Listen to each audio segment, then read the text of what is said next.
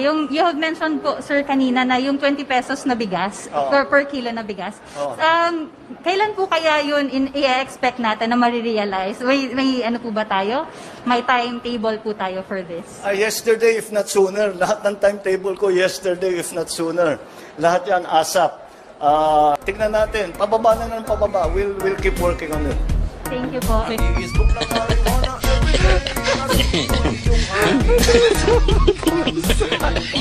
Hindi kasama sa plano. Ba't hindi natin sabihin yan na hindi kasama sa plano?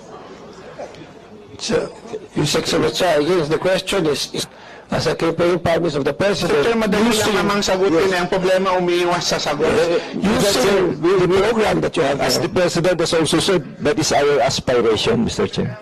Ang aspiration, ang tanong ko kung kasama sa plano. Aspiration, kahit kami mag-aspire ako ng 15 pesos kung gusto ko. Pero ang tanong ko, dahil campaign promise ito, nakasama doon sa roadmap, nakasama ito sa plano natin, na dapat self-sufficient tayo by 2028. Ito ang That is our goalpost when it comes to reducing the cost, Mr. Chair. hindi kaya o hindi.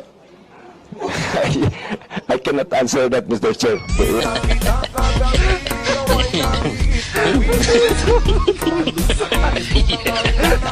Yeah.